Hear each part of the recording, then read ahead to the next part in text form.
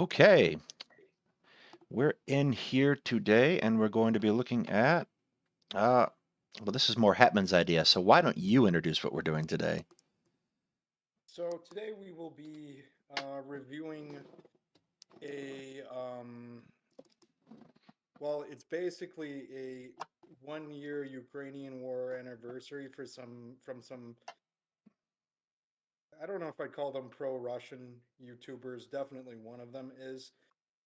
One of the people who takes part in this whole video is not an amateur YouTuber. He's actually Scott Ritter, who's a fairly well known, I would say infamous military analyst, and who's very much a Kremlin spokesperson, useful idiot in the United States. And I thought that this would be a very, very good video to tear to pieces because there's just some absolutely ridiculous things said in it. Keep in mind, this is about 3 weeks ago. They talk extensively about the situation in Bakhmut. The situation in Bakhmut we will cover at some other time, but it hasn't gotten any better, and it's likely to be the same thing. Deteriorating. Yeah, yeah, completely surrounded in a few days, and most likely there will be a withdrawal on the Ukrainian side. But in any case, watch this, and it's going to be a treat just to see some of the stupidity here. So. All right, let's go. I'm also turning down the front end because all I've listened to so far is the introduction and it's loud.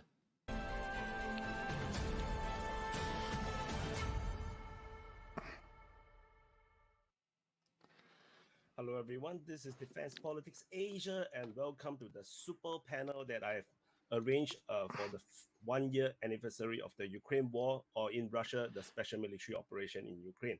So today we have prestigious guests that I managed to bring on. We have, should I introduce? Okay, Scott Ritter, Sanya Florida, and History Legends. I will let you guys to introduce yourself. So Scott first. Oh, hello, Scott Ritter, former Marine Corps officer, UN weapons inspector, and right now I'm doing a little bit of geopolitical analysis as regards to the Ukraine-Russian conflict. And Sanya. Hey guys, my name is Alex.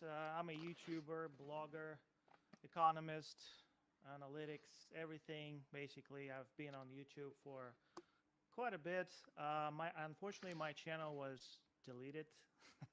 Over 1 million subscribers, 300 million views, 1,200 videos gone without explanation of anything, just like it happens. So I had to move to other platforms, but I'm still pretty active, still actively. That's never a good sign. No, I know. I was just gonna say that. I will. Can I state one thing? I actually am a viewer and a fan of History Legends. Um, I can't say that he's completely objective all the time, but I do enjoy some of his videos. He, it's pretty obvious that he's an armchair historian. He calls himself a historian, but he's an amateur. In any case, though, he's a fairly knowledgeable person, and I enjoy some of his videos. But yeah, Let's keep going. But my channel was deleted is never for no reason.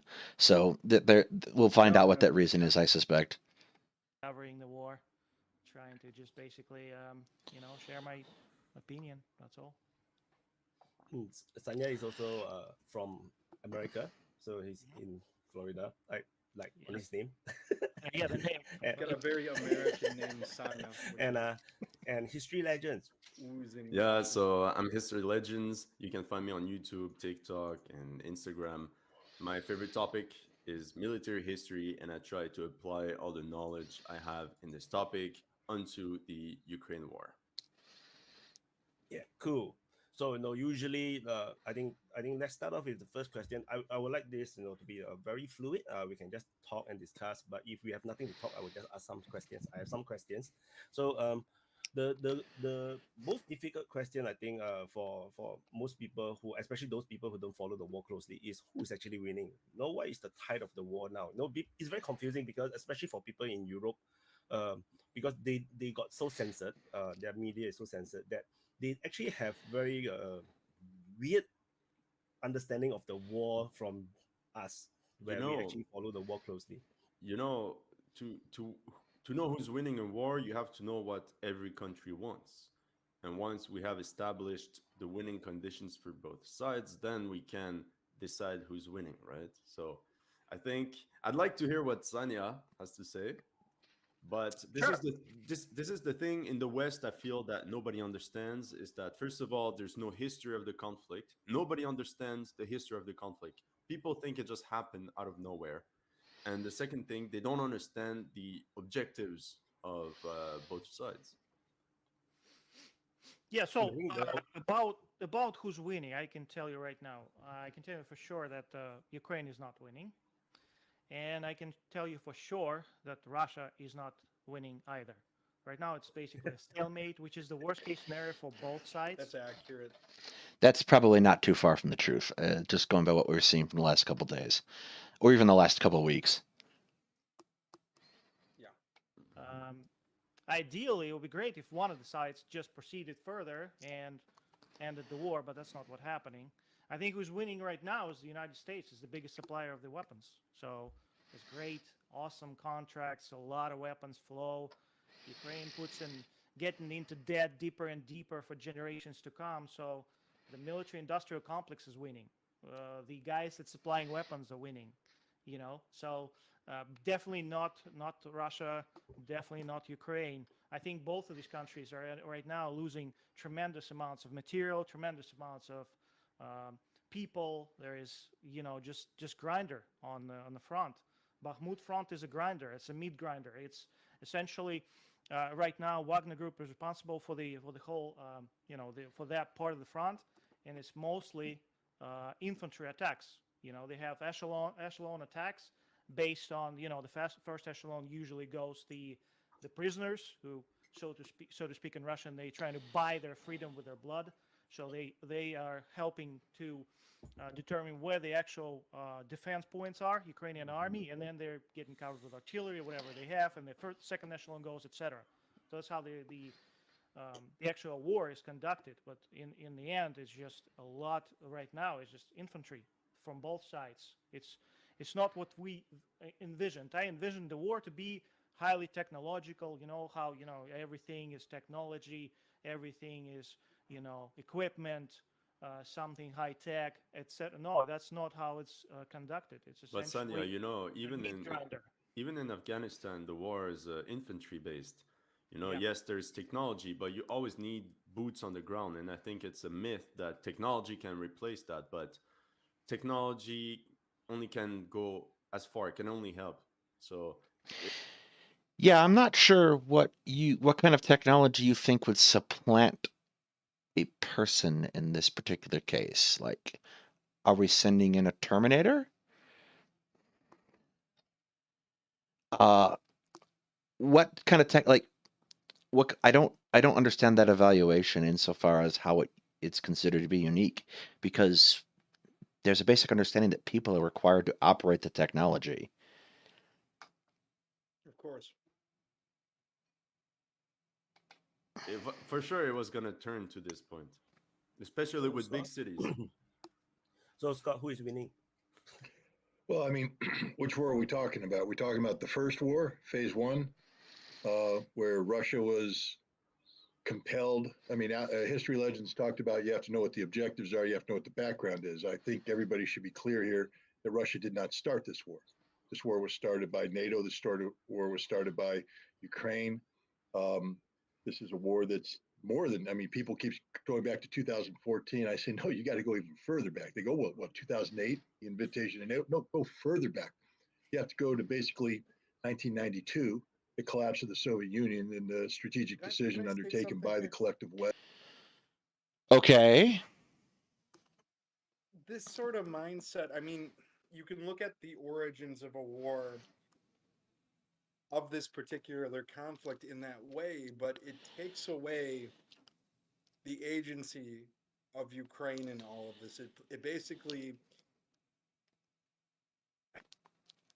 This puts the impetus on two other powers, with Ukraine being in the middle, and ultimately it's Putin's decision whether or not to invade, whether or not to launch this war, and he took that decision.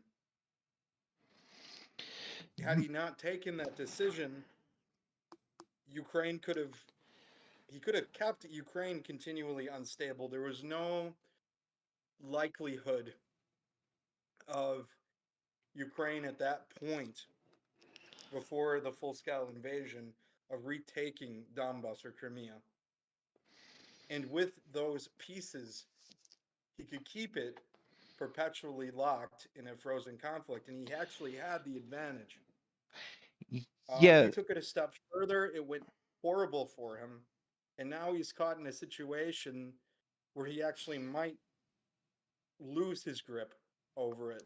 And in any case, he's made the biggest ass of himself, as far as, in terms of, in the international community. He's alienated even, traditional allies of Russia, like, of course, the current Serb government, which isn't, is basically trying to, you know, sort of sway towards the European Union, towards NATO, which is, the trouble I have with describing this as a conflict between NATO and Russia is that it, and or even rounding it back to 1992. Like, let's just take away for a second that Scott Ritter is uh, carrying water from Moscow and the Kremlin generally. That's a really silly way of looking at history. 1990, like the Soviet Union falls, that doesn't presage this conflict. no, it doesn't at all. More, and I imagine that he's making this point specifically to set up this blame for NATO that just simply doesn't really exist. Um, you have a very like you have tensions that emerge from Russia that run back generations between Russia and Ukraine, but that didn't cause this particular conflict. The No, fact it is didn't. that Euromaidan happened. Russia didn't like that. They fomented a revolution in the Donbass. They started a static war. And like you said, they could have left it there and achieved their principal stated objectives. But Russia turned around and attacks. So now they have to take the country. They failed to do that. They have significantly weakened their strategic position in a number of very important ways. Of Um, course. the first is that the Russian army is in virtual ruins at this point. They're I would patching also things state, together. yeah, I would also state something too, that, and I thought this for a long time, that had they not attacked, and had they kept their position the way that they were, within a few years, Zelensky wasn't a popular president. They made him basically the most unlikely hero in the eyes of most of the Ukrainian population. I mean, even people who did not support him before Yeah, but were really against him. So I mean, not only that though, but over time too, because Ukraine did have corruption, its economy wasn't improving a whole lot. There were some improvements as far as, things like this, but it wasn't enough, where, it wasn't fully on this train to European integration. And if anything, he's created the preconditions for that, even more so. Um, People were alienated with the seizure of Crimea. They were alienated with the start of the war in Donbass. But up until this full scale invasion, I mean, you didn't have, a lot of people had a very negative view of, their own government, their own country. So had he done nothing and waited, his results could have been more effective. They could have been better, but by doing this, he's actually created a problem that he can't get out of. Well, it gets significantly worse too for him because Sweden and Finland joining Of course. NATO Yeah, of course. are disasters for Russian strategic policy. So, I mean, broadly, you can talk about what's happening in Ukraine and say, well, it's a stalemate right now, which is pretty much true. But strategically, this has just been a disaster for Russia. No, it's a disaster. It's weakened their global position. It's forced them to become more and more reliant on countries like China. And it's sort of its path is sort of towards vassalhood, I think, towards the PRC. So yeah, no, he's created a horrible situation that he can't get out of. And I think it's a very conventional. I mean, I'm not saying that there isn't some truth to NATO expansion as part of the origins of this conflict. There is some truth to that, but it being the major one is absolutely not. I mean, I think Scott Ritter is absolutely wrong, and he kind of holds this tanky view of the situation that this wouldn't have happened, Well, any other way. I'm going to imagine that he's not, strictly speaking, a leftist. No, he's not a leftist. Yeah, but so he's so certainly tanky would be somewhat precluded. I would imagine, though. Yeah, because tankies aren't leftists, but he certainly shares a lot of qualities with them. Anyway, let's continue. Yeah, to keep Russia down through the expansion of NATO. That decision was made from the very beginning. So, what was Russia's goal in initiating this, preemptive collective act of self-defense, as they have correctly articulated under Article 51 of the United Nations Charter? The goal was to bring about a quick peace. I have to check something real quick. I don't think Article 51 allows for preemptive strikes.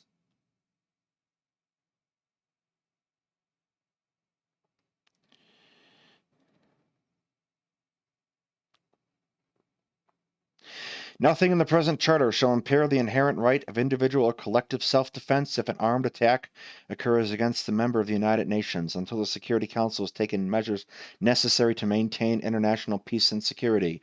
There's nothing in that allows for preemptive strikes. That was the goal. There was already a war going on. Yeah, no one's pushing back against when Russia intervened.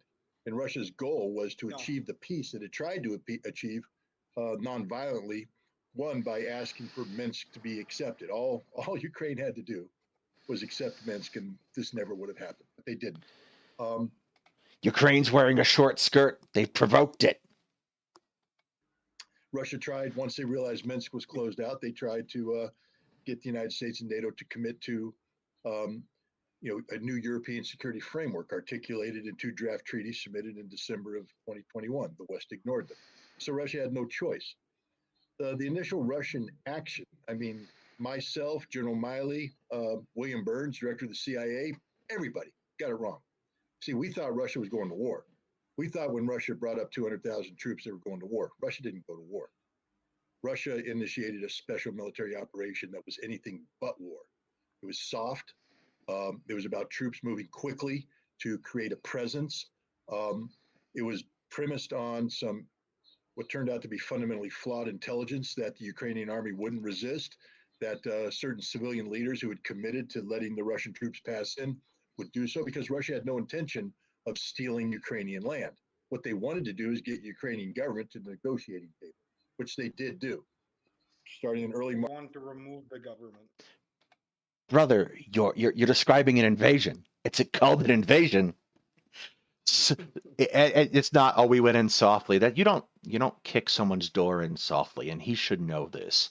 Like, no place in American military officer training are they going to make a general assumption that you're going to be able to walk into a country and not experience resistance. just take Iraq in 2003. We're outwardly telling Donald Rumsfeld is going, we'll be welcomed as liberators, and we're clearly briefing our troops the other way around to prepare to fight. So this is some next level nonsense.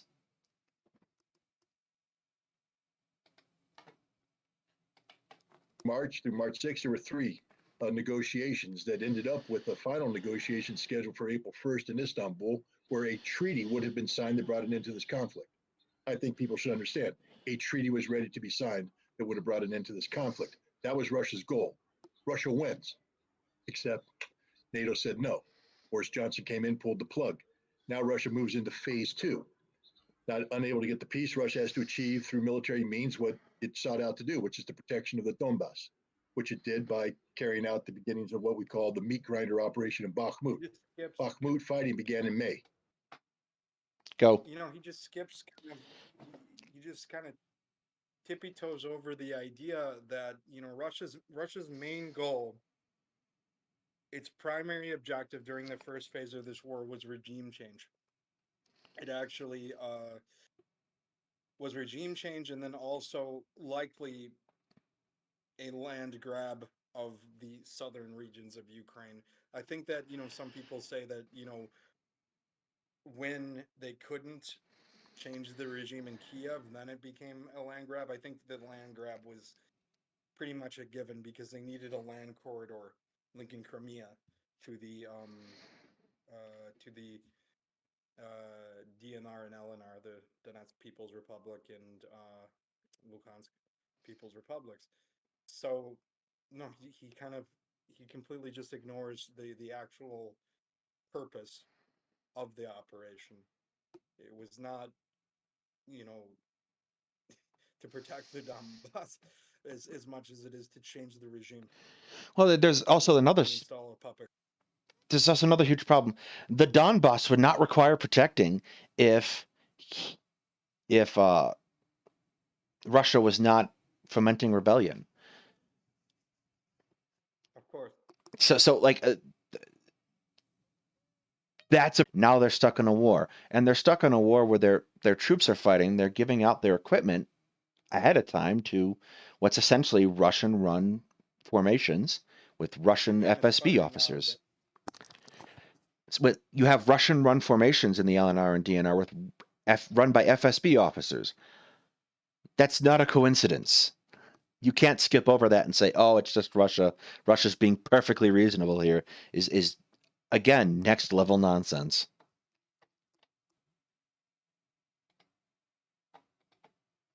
It's been going on ever since. They secured a land bridge connecting Crimea to the Donbass. They big battle of Mariupol. Victory, victory, victory, victory, Russia. Phase 2, decisive Russian victory. They effectively destroyed the Ukrainian military. Problem is, the Ukrainian military seems to be undestroyed. It's doing remarkably well for a bunch of dead people. You were right. This is some absurdity here. Oh God, we're only 9 minutes in. Phase 2 then transitions into new lend-lease, tens of billions of dollars worth of military equipment brought in. It's a game-changing moment, not a game-ending moment, but a game-changing moment, because now the Ukrainian military, which was fundamentally destroyed, reconstituted. Pause this. You know, I've done a lot of watching now that it's been a year. They've been playing a lot of more documentary footage of the northern advance, specifically in Chernihiv region. And some of these units there, they didn't receive even the newest anti-tank weapons. They were repelling Russian tanks with their old Soviet-era artillery pieces and Soviet-era or Soviet-derived Ukrainian indigenously made weapons. So here, you know, that being a game changer is BS. Russia actually, with the casualties that they suffered unnecessarily in the northern attack, would have done a lot better if they not done that, and committed their forces south. Well, you remember when before war broke out and I was saying that the entire thing looked incredibly unlikely because Russia did not have enough troops to do the job, I made a caveat that if Russia tries to take the Donbass, they'd probably succeed. Yeah.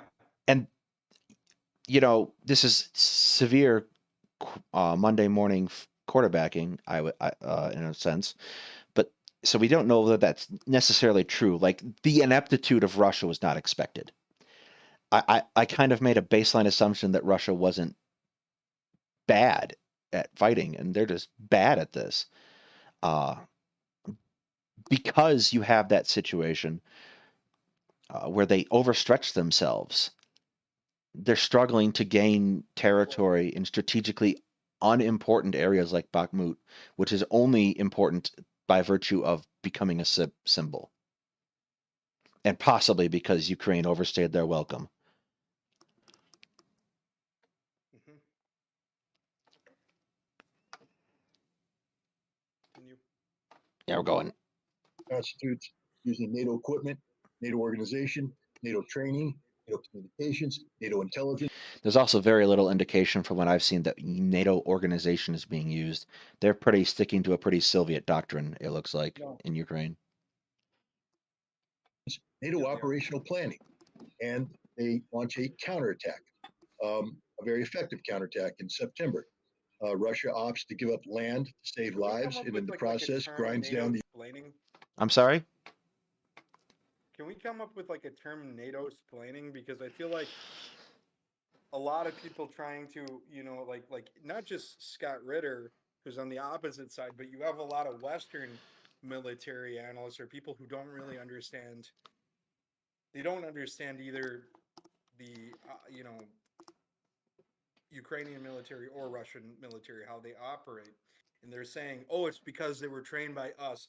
Oh, it's because we, you know, are giving them intelligence. And oh, they got these wonderful Wunderwaffen, you know, Leopard 2A4s, which I can't wait to see them come into battle because I know that they're going to lose quite a few of them. Not that I want Ukrainian soldiers to die, but, you know, it's more just analysts, you know, they think that this is what will make Ukraine win, and it basically it isn't true. You know, I think that Ukraine has performed better than many NATO armies would in this situation with their own doctrine and tactics, their own ingenuity. So I don't know. I don't really like this whole NATO splaining thing. There is a, I think, a factor to consider that Poland, Germany, all these NATO countries are building their defense plans around being members of NATO and around the functions of NATO. That does not occur in Ukraine. I think what you have is a situation where NATO weapons are very clearly keeping Ukraine operational in a lot of different ways, but I don't think that there's no indication that you're seeing mass NATO doctrine of NATO countries adopted. No, not at all. And in fact, in a lot of ways, you see the opposite, and that's actually, you know, some of the issues with the Ukrainian military is it's kind of a hybrid of these two, of several different methodologies and systems. I think that they embody some very good Soviet style, Soviet style. They take away some of the good aspects of Soviet doctrine and also some of the very poor aspects of it as well. Same thing with what they've learned, you know, from NATO training as well. Yeah, there is there's nothing inherently in Soviet doctrine that necessarily suggests that it's wrong. Or in Russia and Ukraine both being inheritors of that doctrine. There's nothing that inherently suggests that it's wrong. There is quite a bit to suggest that things are not going the way either side envisioned, and they're trying to make the best of bad situations. the Ukrainian reserves. So what appeared to be a Ukrainian victory is actually a Pyrrhic victory, meaning they lost so many troops that their strategic reserves were eaten up. And so by the end of September, what we have is a Russian victory. You see, because Russia stopped the NATO offensive, and it was a NATO offensive. It wasn't a Ukrainian offensive. It was a NATO offensive. Russia inflicted 20 to 30,000 Ukrainian casualties, effectively eliminating their strategic reserves. Russian losses were in the hundreds.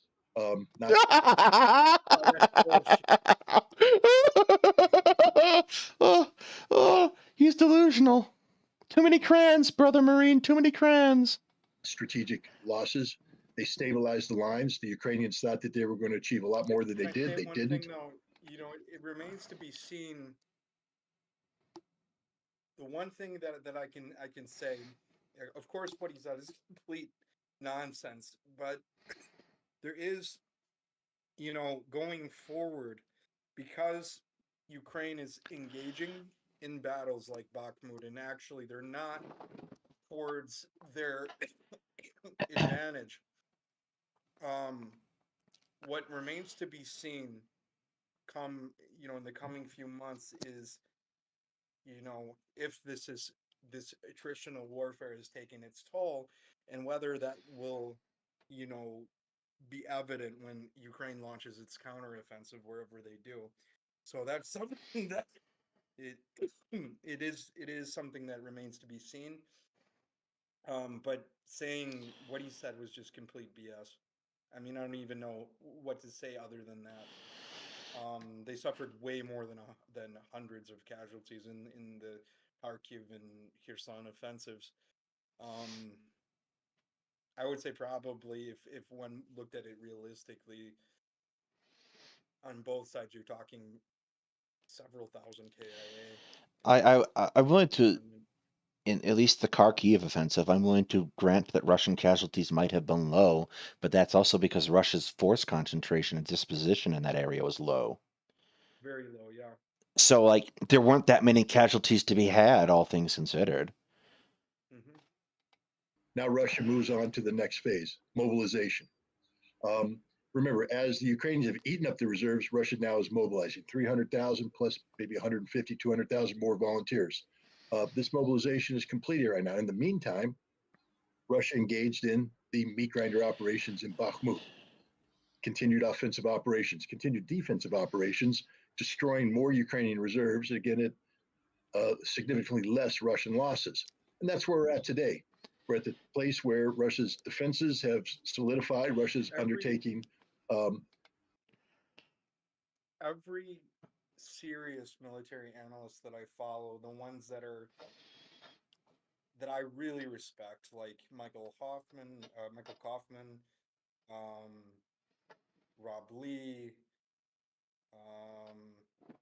Daria Mascot, all of them completely, and they've done research. Just they came back from research trips from Ukraine. They were in Bakhmut. All of them have said unanimously that Russian losses are likely quite a bit higher than Ukrainian ones, although Ukrainian losses are very significant. You would expect Russia to be, you would expect Russia losses to be higher. They've spent more time on, they spent more time on the offensive. It's just, of course, yeah. The essential math of military science would send it. I'm just, and someone with the background and not just in the military, but as a military analyst, he should know this. It's really pathetic. And as this goes on, you will see, all these people look up to him. It's obvious, but you will see history legends start to be like, kind of have like a wait, is he really saying this face? Keep going. well, the fact that they're not pushing back, I am becoming more and more dubious about his ability to function in this environment as we go on. He retired as a captain. Okay. I was just checking Ritter's rank when he retired. So he wouldn't really have been in a position to know that much. He would be doing line work. Limited offensive operations while they consolidate their reserves, bringing them in for a decisive commitment. Where are we going with this? I just use basic military math. The Ukrainians have been ground down to almost nothing. I mean, they had 700,000 troops. They're down to about 250,000. Okay, just think about that. The amount of Where does he getting these numbers from? He's getting them. He brings up Yevgeny Prigozhin as one of the people That he that gets these numbers from. that would be apocalyptic. Like Great source, very reliable source, Yevgeny Prigozhin. that would be apocalyptic if you can't win a war when you've caused 500,000 casualties and you're losing territory and you've caused 500,000 casualties. You're selling some snake oil there. They're the ones who are advancing on Ukrainian positions, and then somehow they're saying they just keep coming. They just keep coming. This is remarkable. losses that are required to, because remember, in the meantime, there were significant mobilizations that brought in tens of thousands of other troops. They're all dead. You say, how many dead? I don't know. Prigozhin, the head of Wagner, who is not prone to exaggeration, he's a pretty blunt, straight guy, has said they tagged and bagged 110,000 Ukrainians right in the Bakhmut area. That's dead Ukrainians. When I say tagged and bagged, I mean hands-on. These aren't theoretical dead. This isn't Vietnam War, drop artillery shells, and then that whole area. You can't the two fit. sides. You can't fit 110,000 people in that area. I mean, you can. I mean, it happened. They'd have to stand there nuts to I don't butts. think those were too long. Not on that limited of a front. Yeah, it's such a limited front, and I think total on both sides, you're probably dealing with brigade-sized battles, not even regimental-sized battles, if I'm correct, right? But that particular form of organization, battalion tactical group, is probably going to be covering it. So you're looking at regiments, almost certainly. Mm-hmm. And even if that, you're probably looking at individual encounters between companies or platoons. That's what I was just gonna say. They're probably, from what I see, it's not. Yeah, that's just absurd, and I don't even think I actually kind of feel sorry for Zhenya Prigozhin because I'm not even sure even he said that. I'm also an absolute. I'm also reasonably certain Prigozhin's not going to survive this war.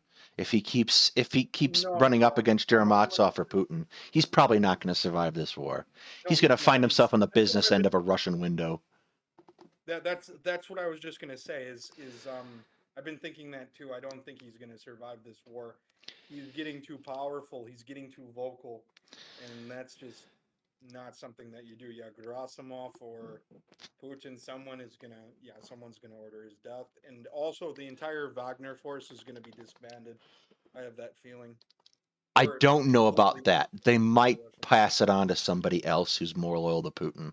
Wagner has a lot more invested than just Ukraine. Like, it's Russia's chief presence in Africa. Hi, puppy. What do you want? We're going to keep going, puppy. Yeah. And, do a mathematical calculation. These are dead Ukrainians that Wagner has taken off the battlefield and processed, 110,000.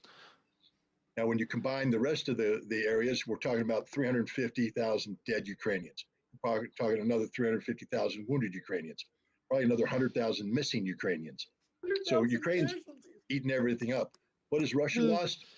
Probably around 45,000 dead, probably another 50,000 wounded, so about 95,000 total casualties. That's a lot. Look at History Legends. You can kind of see like his face. Yes. That's a wonderful face. Why are they letting him go on for 2 minutes like this and no one's pushing back? No one does throughout this entire video because I think that they were like starstruck that they got this guy, and then finally they realize how much of a kook he is. And I will give Alex of History Legend credit. Like he tries to be. I think he leans more towards the pro-Russian side, but he tries to be objective, and he's actually, for an amateur, he's really, really well knowledgeable about military history. I will give him that. So yeah, you All you right. can see on his face that he's We have established at this point that Scott Ritter is thoroughly out of his mind. His crack pipe is hot to the touch. Let's try to get past this sentence and see if someone else says anything. It ain't 800,000. The other thing is that while Russia has suffered significant casualties, they're in the replenishment business. 300,000 reservists mobilized, ready for combat, 200,000 volunteers ready for combat. Ukraine, on the other hand, has nothing, literally nothing left. The reserves have been eaten up. They have maybe 40, 50,000 troops being trained in the West. These troops aren't going to arrive on time. They just, Ukraine just got a message from the United States. Forget what Joe Biden said yesterday. Forget it. The United States just put Ukraine on notice. There is no indefinite supply. This has to end. We're out. We have nothing left to give you. And This is on top of John Stoltenberg's admonition that there is no ammunition, that Ukraine will run out of artillery ammunition sometime this summer, and there's nothing left to give them. And I have to tell you, as a former artillery guy, when you run out of ammunition in the artillery business, you're going to die. So Russia wins. They're going to win. on top of what Scott Ritter had to say, I think if we have to look at the map, because this is the victory condition for Ukraine. Ukraine wants to go back not to the 2014 borders, but to the 1991 borders. For Ukraine, this is a victory condition. So we have to simply look at a map. For now, a huge chunk of the 1991 border is still in Russian hands, including almost all of Luhansk, and Donetsk this is where the fighting is taking place now. So in this scenario where technically they could stop there, and this would be a win, a Pyrrhic win, because it would have been very complicated. But at this point, Ukraine has not reached the objectives that it has set itself. This is my opinion. So this is why there's this huge offensive prepared in the spring. Now they talk about an offensive against Crimea. It could also go against Luhansk, like they did in early September, October.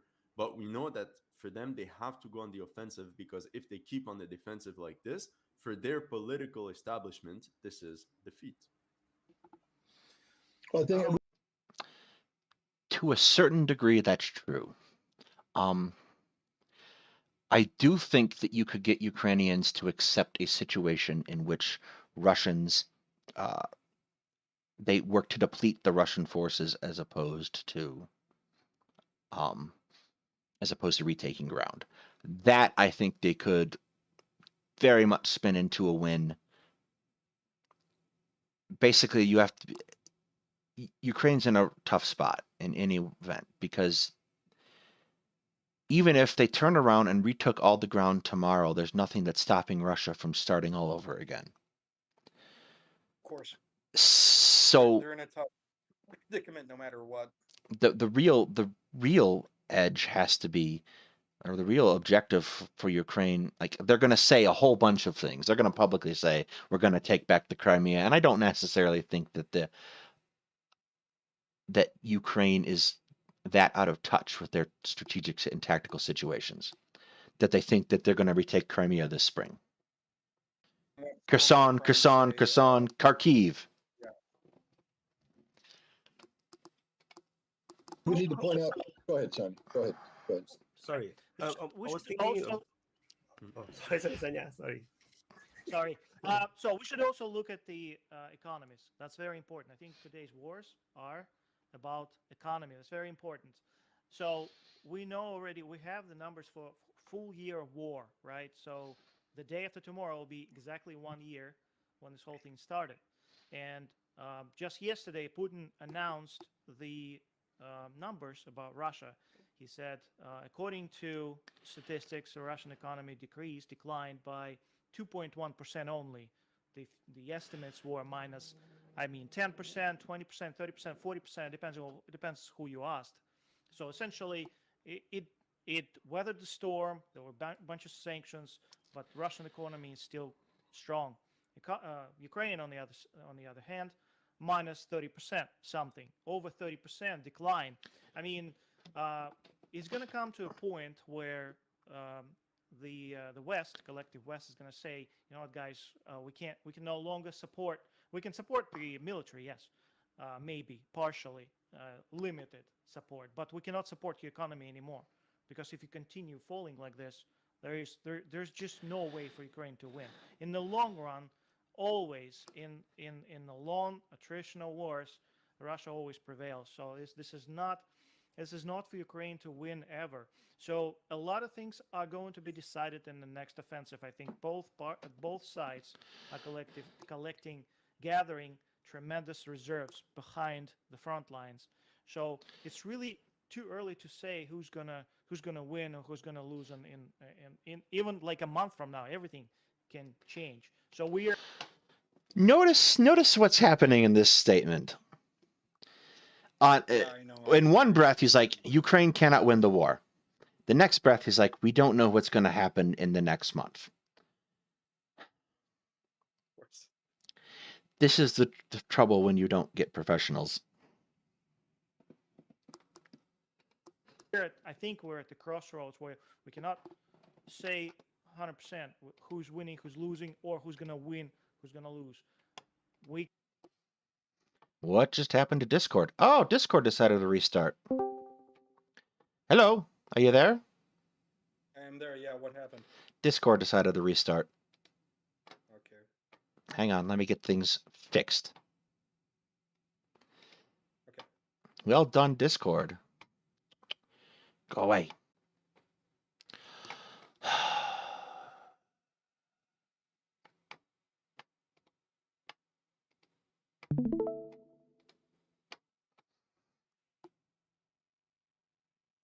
do not see you. Yeah, I didn't turn my camera back on yet. There we go.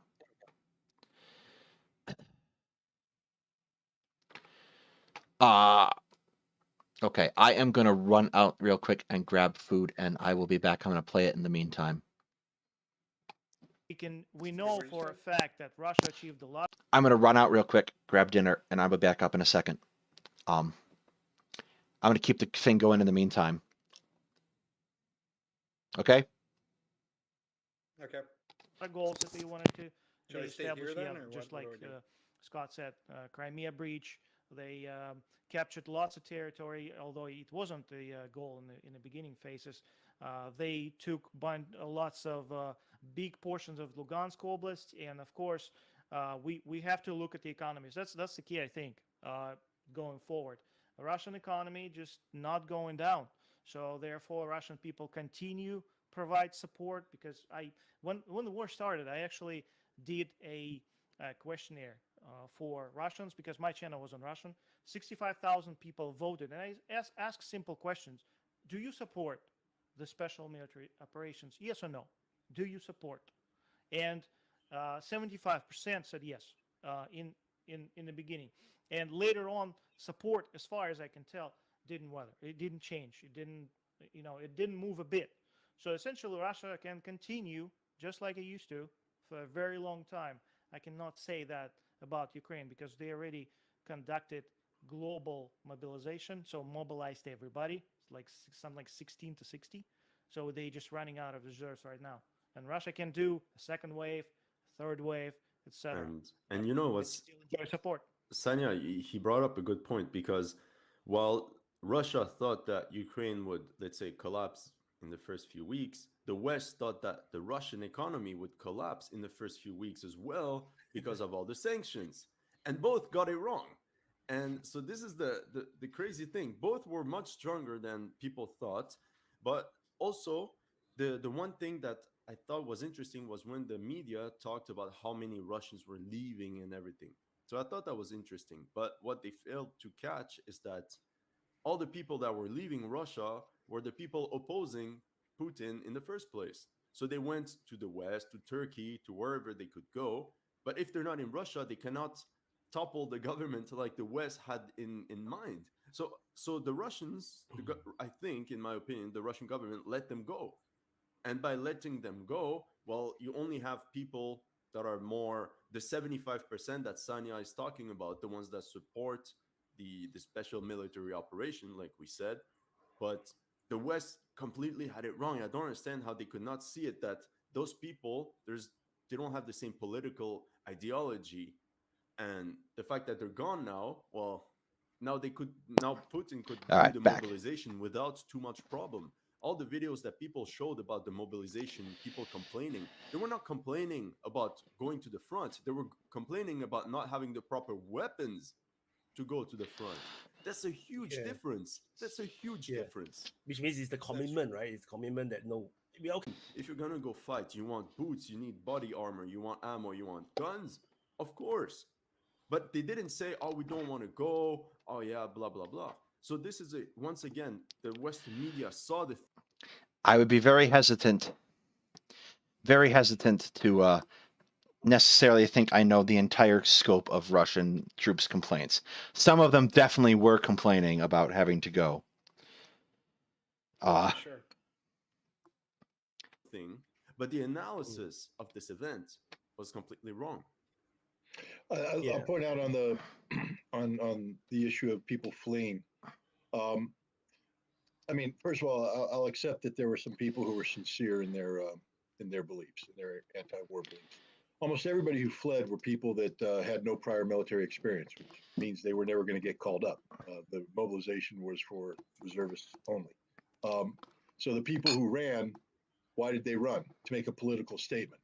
The majority of them were Navalny supporters, and this was a Navalny operation. I mean, I think we need to understand that these aren't people who woke up one morning and went, "I'm fleeing." These are people who woke up and through social media were told, "Flee," and so they did flee. They thought they were going to make send a. This guy is remarkable. He's like, Russians have no agency. They just do whatever they're told, unless they don't.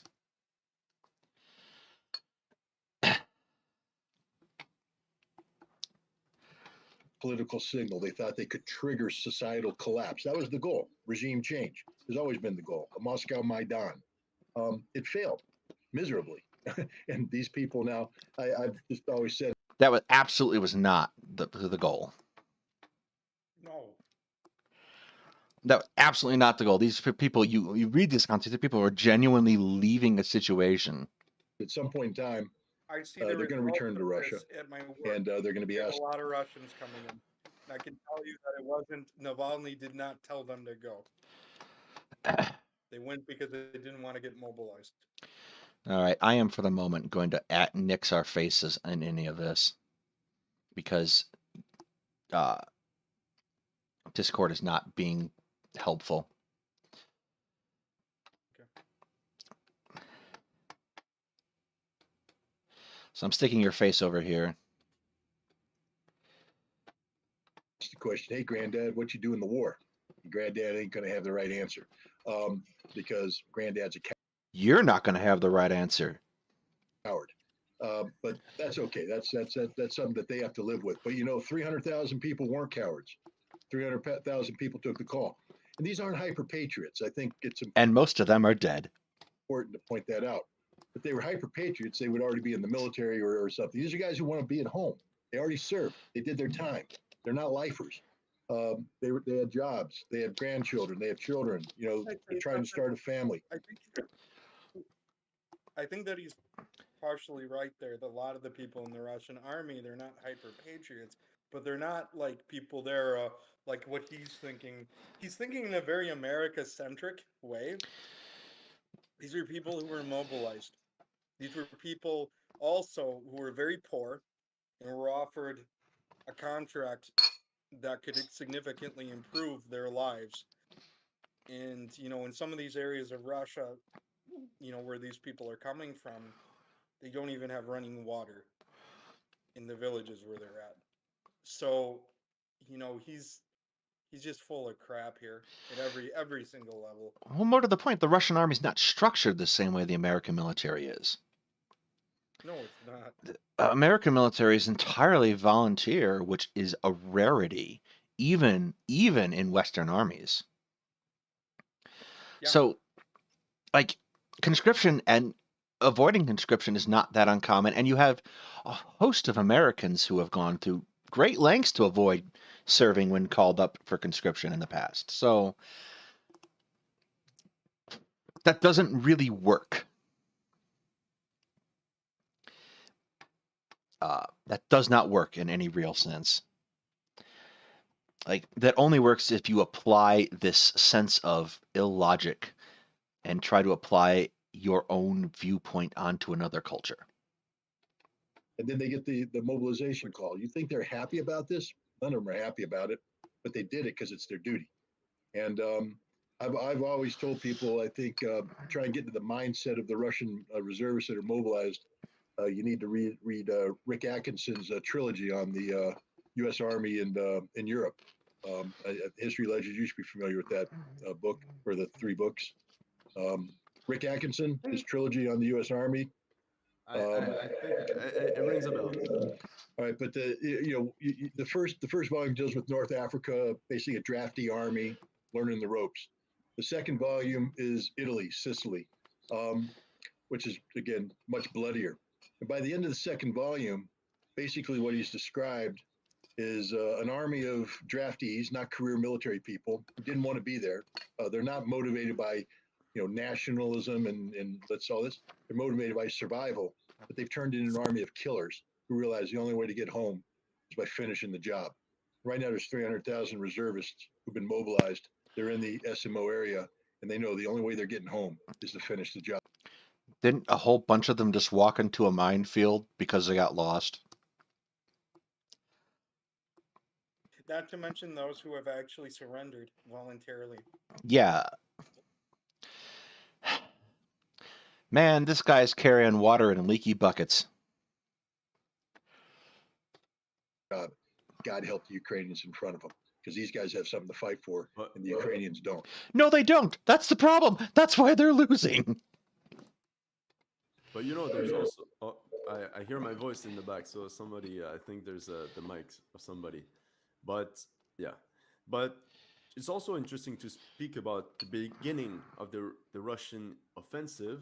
A lot of Ukrainians actually went to defend their homeland as well. We can't forget that. Huge lines of people, I read reports, went to mobilization offices without being even called up. They went to volunteer. All right. Mm-hmm. However, this has changed since then. Now the situation for Ukraine, I see videos of people literally handing summons left and right. There's also a problem about desertion that nobody wants to talk about, but that the Ukraine commander-in-chief Zaluzhny also mentioned. He said, look, we do have a problem with that. So we don't know how many of that huge Ukrainian army actually just disappeared, vanished. We don't know. So this aspect also, and the casualties, Desertion is going to be a pretty common problem, I think. You have a situation where Ukraine doesn't have their expectation of supplies, equipment, or weapons, and you have the same problem for Russia, who's also experiencing mass desertions. These are basically 2 armies hitting each other with sledgehammers. They're not doing well. They're not functioning the way they expected to function.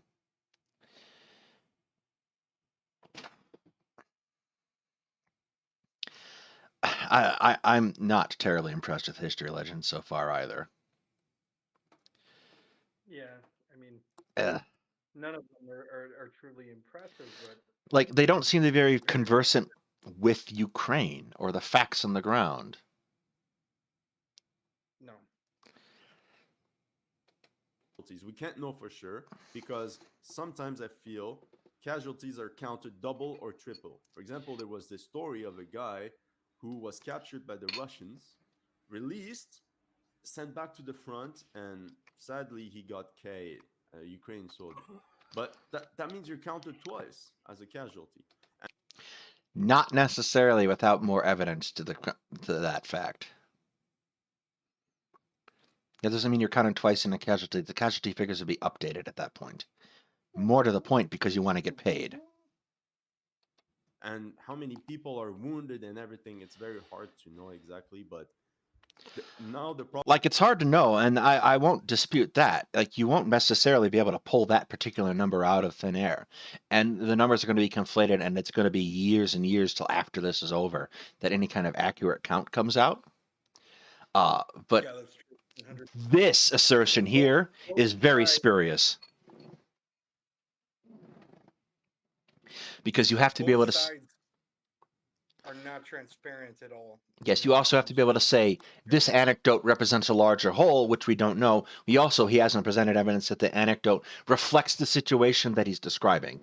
So we can't really go by that anecdote in any real sense or pretend that it is really indicative of anything. Problem for Ukraine, I think, is that they don't have enough manpower. Whereas, like Scott Ritter said, the Russians have a huge pool of manpower that are relatively willing to go to the front. So this is going to be very interesting. So talking about going back to the first days, so there's a lot of debate, I think, even on the pro-Russian side, whether the Russians did things right or wrong. Especially when we all observe the fast advance, to Kiev and in from Kherson, and then people think that Russia is winning, and after that, the whole thing just stopped. Then the people do not know, and then after that, the retreat from Kiev. So what have Russia done right, and what does Russia done wrong? Since the beginning of war, over this 1 year. Any opinions about what, especially things that Russia have got it wrong? Yeah, I can speak on that. So I think the plan was, I think it's pretty obvious right now, that the plan was something similar to Crimea. That was the plan going in.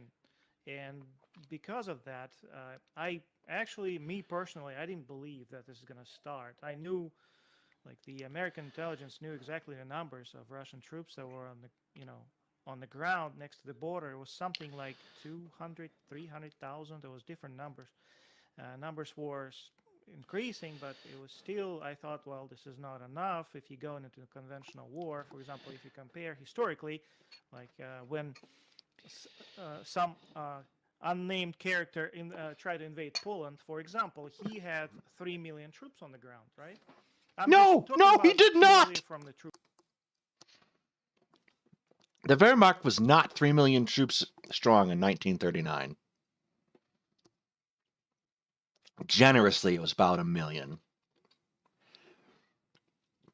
And a significant portion of that had to be dispatched to the French side of Germany, just in case the French attacked. Of course. Which they did. Kind of. Sort of. Half-heartedly. Yeah. No. Okay. Go away. You're useless. Sanya, bye. Delete your account, which, don't worry, it's already been taken care of. No. So let's lay this out. Actually, let's lay out the first part of it and talk about what was done right and what was done wrong. What was done right was actually very little. Russia had a lot of ideas, and they engaged in those ideas without necessarily doing the composite steps required to get there. So the first thing they did is they tried to take the airport at Hostomel with an airborne assault. And they tried to coincide this with airstrikes and missile strikes on Ukrainian air defense positions. Ukraine moved everything 3 inches to the left, ergo Russia missed, and their air campaign to suppress the air defenses was not effective. They then continued to try to launch an airborne operation, which was isolated, cut off, and saw their best troops slaughtered and destroyed.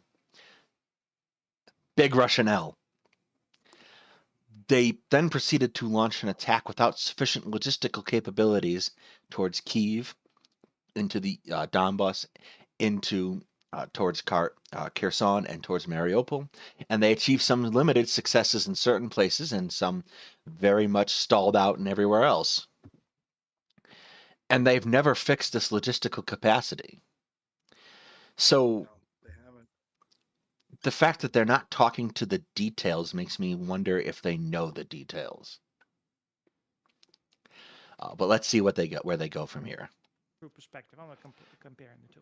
Just purely from the true perspective, I thought, well, maybe, I'm not sure what the plan is, but you need at least maybe 1 million, maybe a couple of million, just to develop this initial success. So you have the initial success, what Russians had. That was done correctly. The troops that went in there were professional. They had exact plan. They were moving fast. The troops that went in there got stuck in an elevator. They were breaking through everything. Nothing could stop them. They were just, capturing, going. That's because the Ukrainian army gave ground before them so they could envelop the Russians, attack them, and destroy them on the roads.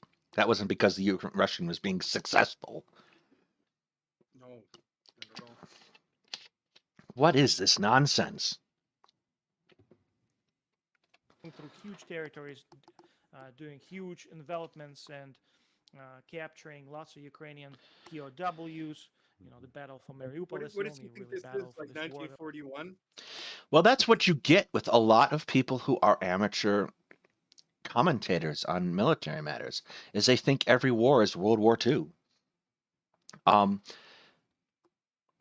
And Ritter, who apparently took part in Desert Storm, should be able to correct everyone, but isn't. He's just sitting there looking at his keyboard, like, what's going on here? And Defense Politics Asia himself looks stoned,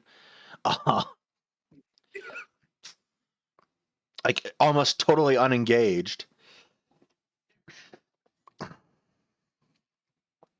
Like, they don't know what's happening. They don't understand the basic number of events, the basic order of events, which were widely reported by media all over the world. So even if you necessarily think to exclude a portion of media because it's because you think to exclude a portion of media because you don't like them for whatever reason, you should still be able to get the right details, like the basic ebb and flow of what happened.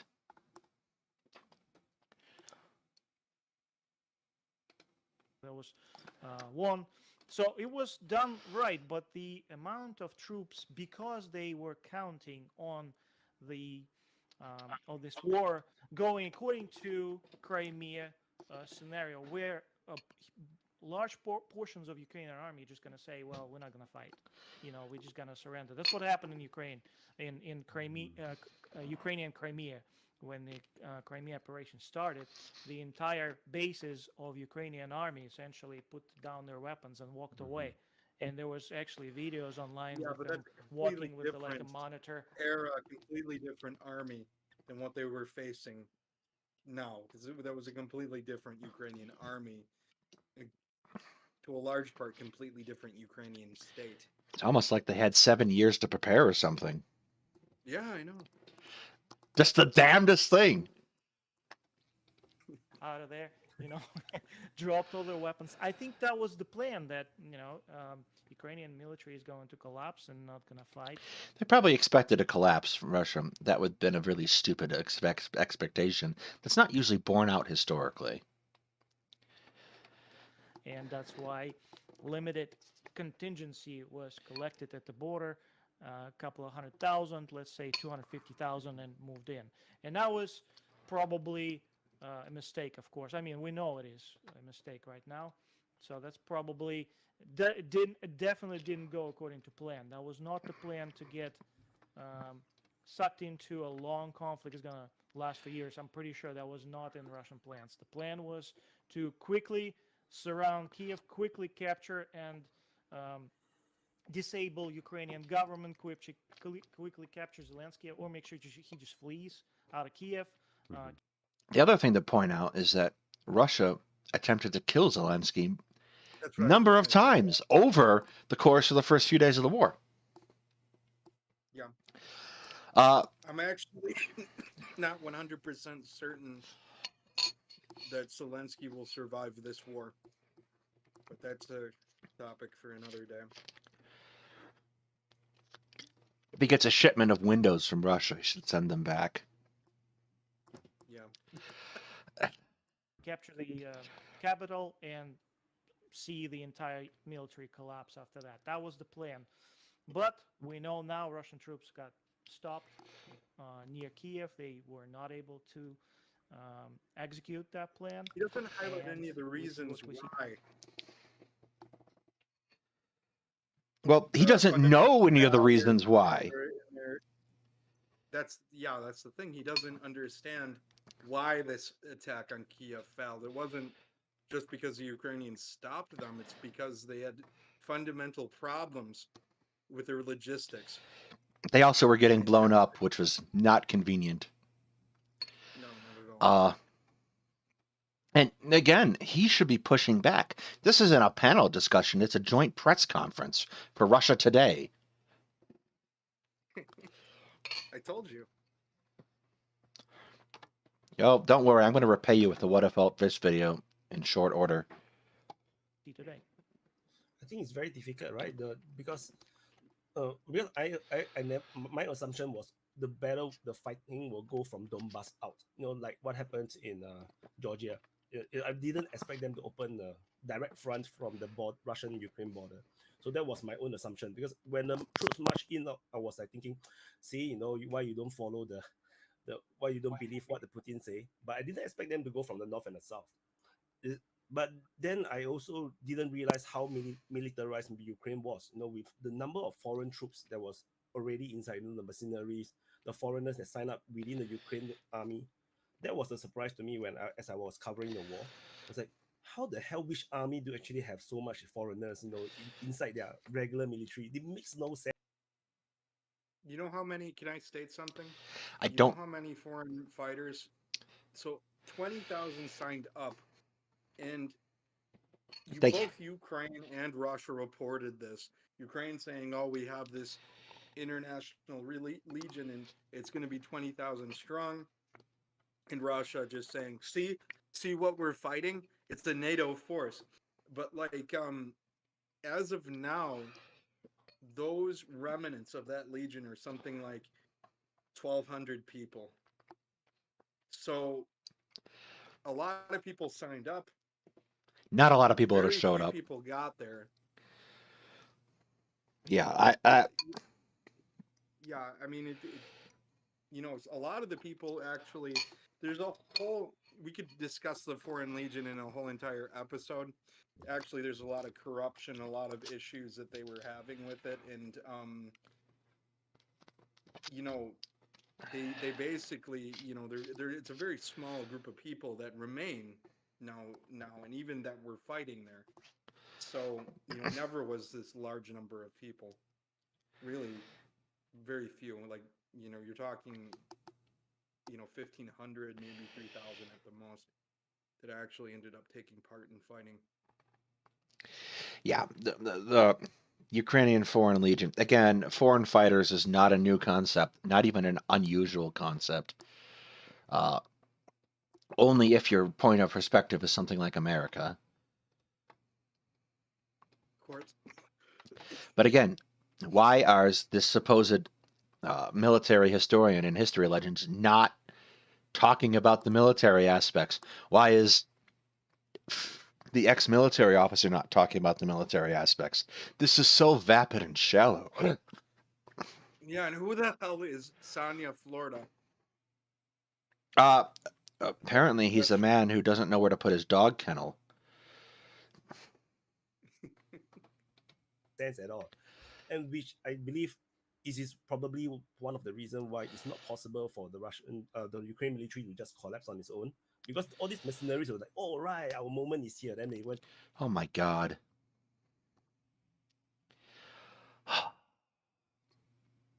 Someone stop them. to stop the Russians at the front line. Especially, I think in Kiev I think I was quite surprised how they managed to stop the Russians from entering Kiev. Especially they all I wasn't. But let's see if he gets it right. got stuck at the Irpin and Bucha region. That was also very interesting to me. My understanding of the mercenaries, though, the initial batch, they actually were quite bad. Most of them were war tourists, guys who've been out for some time, no recent combat experience. Some had no combat experience, therefore they were looking for combat experience, and that the Ukrainians were ill prepared to receive them. They received poor training, and when they went to the front, they performed so poorly the Ukrainians quickly withdrew them from the front. That there's a world of difference between this initial batch of foreign fighters and those who appeared on the ground in August and September. Those guys were actually professional PMCs, recruited specifically for special operations type background skills. They were organized into units that were designed to do deep area penetration raids to exploit the gaps in the Russian defenses. And those guys were qualitatively and quantitatively far superior than the initial batch. So I don't They cannot be that and still be a reduced number. What is this man smoking? think we can speak of a homogeneous string of Western mercenaries. The first ones were LARPers. I mean, these are guys who just wanted to do some role play, and then they found out the hard way that You mean That's like you actually pretending true. to be a military analyst? it ain't airsoft.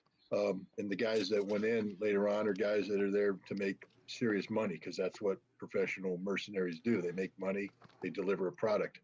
But now the product doesn't work. You see, they were brought in to exploit Russian defenses that had 60, 80 guys per kilometer. Had battalion, strong points with 5 kilometer gaps between them. You can't cover that with artillery. And so these guys, their job was. What do you mean you can't cover 5-kilometer gaps with artillery? You absolutely can cover 5-kilometer gaps with artillery if you have He's sight. supposed to be- He just said he mentioned earlier that he was in artillery. What do you mean? This guy is out of his mind. Is Discord dead? What's up, Bluestone?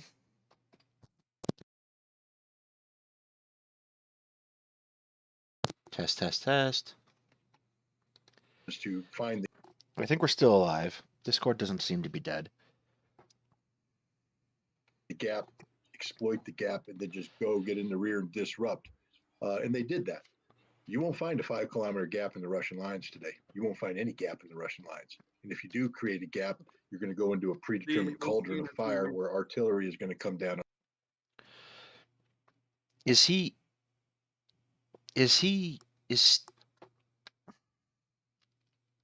knows how battle lines are arranged. He knows he's not going to find a wall of men along a line.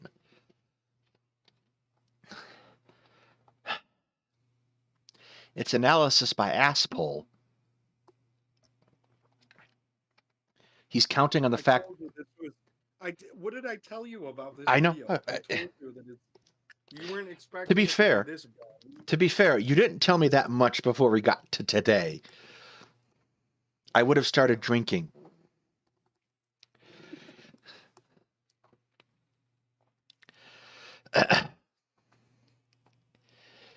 Yes, Russia has chrono troopers just because Scott Ritter has been playing way too much Red Alert. On you. And if you get through that, there's going to be a second line of defense fully manned, prepared to receive you. And if you get through that, there's a third line of defense. And as you approach the third line of defense, reserves that are already dedicated to the task will respond. You see, the Russians are now organized doctrinally. They weren't organized doctrinally in phase one. Phase one was just a cluster, you know what. There's no evidence that Russia's organized doctrinally. In fact, they seem to be stumbling around rather drunkenly, slamming into positions. So, and none of them know enough to call him out on it. Very true. Man, if I had known how easy it was to be a YouTuber who doesn't know Jack, I would have become a YouTuber who doesn't know Jack. These people have upwards of tens of thousands of subscribers, maybe hundreds of thousands, I think, for History Legends. It doesn't necessarily correlate, though, to quality in content. No. Because you can say a lot of things and you're talking to an audience that's a lay audience. So if we throw this out in front of an actual audience, a modicum of knowledge about things or knows enough to go look things up, it falls apart, which is specifically why I chase the audience I've been chasing. Yeah. Because they were expecting a more rapid victory to compel the Ukrainians to negotiate. And by the time they moved into phase 2 and phase 3, Putin hadn't mobilized because he couldn't. Politically speaking, he was still unsure. I mean, Sanya talks about, the poll was 75% support. But, from Putin's perspective, there were two things. One, the economy. He himself admits that, even as in the summer and early fall of last year, he had no idea what the economy was going to do. That even though his people had made preparations, some of his advisors were saying you're going to suffer 25% contraction in your economy. That has significant political consequences. People's appetite for war might not be as hungry if their economy is collapsing. So he was worried about that. Then the other thing is the mobilization. You know, if you have a collapsing economy combined with an ill-timed mobilization hesitancy on the part of the Russians when it comes to you know. OBS just went out. Now we're coming back. Sorry. To the mobilization, but right now those questions have been answered. Not only is the economy only contract 2%, it's going to grow next year. Think about that. You don't know that it's going to grow that next year. Also, it's only contracted 2% because Russia spent a fortune in reserve currency to try to keep it. And a 2% contraction is devastating it to an economy. Like, context matters. Yeah, Russia's under the most stringent economic sanctions in history, targeting Russian energy. And they're not only that, they're defense industry. Think about it. Anytime a nation goes on a war footing, defense-wise, it's borrowing. They go deeper into debt. Russia's defense industry is firing on all cylinders right now, unlike the West, by the way. And they ran a $38 billion surplus. You know, the Russian economy is doing okay. It's probably the best wartime economy we've ever seen in modern history. The West, on the other hand, Europe's economy has taken a huge hit. And they're not even beginning to mobilize for war. You know, when NATO said, "How can we get ammunition?" You know, the Germans and the French are turning to their defense industry, saying, "Let's crank the production lines up." And they're saying, "Where's the money? We're private. We're not a state-owned entity. You want us to make ammunition? Give us the money." And they say, "Well, we'll do a short-term contract." You say, "We can't make money on a short-term contract. We need a long-term contract." But neither France or Germany wants to do long-term contracts because they don't think this war is going to last that long. So they don't want to commit to that. These are militaries and economies that have conditioned themselves for the past 30 years not to fight a large-scale ground combat in Europe. And the Russian economy will expand by 0.3%. That's the reality of NATO. General Cavoli, the commander of U.S. forces in NATO, all forces actually, spoke in Sweden last month. And he said the scope and scale of the violence that's taking place in Ukraine right now is beyond anything NATO ever imagined. NATO's not equipped, trained, prepared for that war. NATO can't fight that war. That's just an outright statement of fact. And the NATO economies aren't prepared either. They haven't produced the reserves necessary. Whatever reserves they had in terms of ammunition and supplies, they've given to the Ukrainians. And that's been lost on the battlefield. What, they're going to give 14 Challenger tanks? That ain't going to make any difference. 14 Leopard 2s? No. Oh, wait, Scott, what about the hundreds of Leopard 1s? They're never going to start because they've been in a warehouse for years and the mice have gotten in.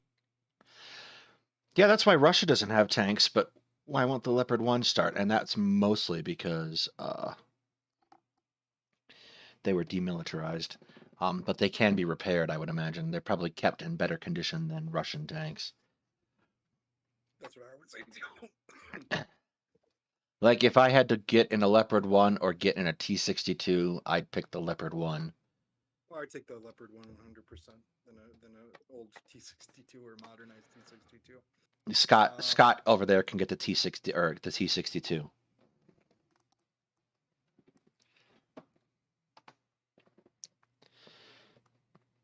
With inferior range and all that jazz.